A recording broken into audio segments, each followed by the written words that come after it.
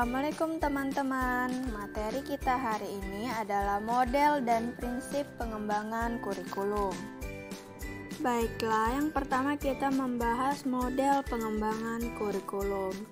Menurut Good 1972 dan Traves 1973, model adalah abstraksi dunia nyata atau representasi peristiwa kompleks atau sistem dalam bentuk naratif, matematis, grafis, serta lambang-lambang lainnya.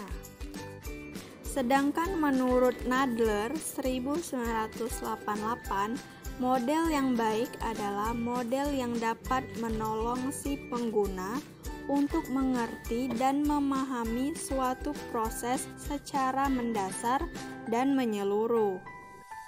Yang pertama ada model Tyler. Model Tyler ini tentang bagaimana merancang suatu kurikulum sesuai dengan tujuan dan misi suatu institusi pendidikan. Yang kedua model Taba. Model Taba ini tentang bagaimana mengembangkan kurikulum sebagai suatu proses perbaikan dan penyempurnaan. Ketiga, model Olivia. Menurut model ini, kurikulum harus bersifat simpel, komprehensif, dan sistematik. Keempat, model Weller. Menurut Weller, pengembangan kurikulum merupakan suatu proses yang membentuk lingkaran. Proses pengembangan kurikulum terjadi secara terus-menerus. 5. Model Nichols. Menurut model ini, pengembangan kurikulum terdiri dari elemen-elemen kurikulum yang membentuk siklus. Keenam, model Dynamic Skill Bag. Model pengembangan kurikulum pada level sekolah yang diperuntukkan untuk setiap guru yang ingin mengembangkan kurikulum sesuai dengan kebutuhan sekolah.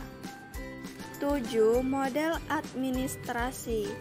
Model administrasi merupakan model pengembangan kurikulum paling lama yang sering juga disebut sebagai model garis dan staff. 8. Model grassroots. Model ini merupakan lawan dari model sebelumnya. Model ini dikenal juga sebagai model desentralisasi karena inisiatif dan upaya pengembangan kurikulum bukan berasal dari atas, melainkan dari bawah, yaitu guru dan sekolah. 9. Model pemecahan masalah. Model ini membahas tentang kurikulum dikembangkan dalam rangka memenuhi kebutuhan para pemangku kepentingan atau disebut dengan stakeholder yang meliputi orang tua siswa, masyarakat, dan lain-lain. Dan yang terakhir, yang ke-10, ada model demonstrasi. Model ini diprakarsai oleh sekelompok guru atau sekelompok guru bekerja sama dengan yang ahli yang bermaksud mengadakan perbaikan kurikulum. Baiklah, selanjutnya kita membahas prinsip pengembangan kurikulum. Ini terbagi menjadi dua, secara umum dan secara khusus. Prinsip secara umum. A. Prinsip relevansi, yaitu pengalaman-pengalaman belajar yang disusun dalam kurikulum harus relevan dengan kebutuhan masyarakat. B.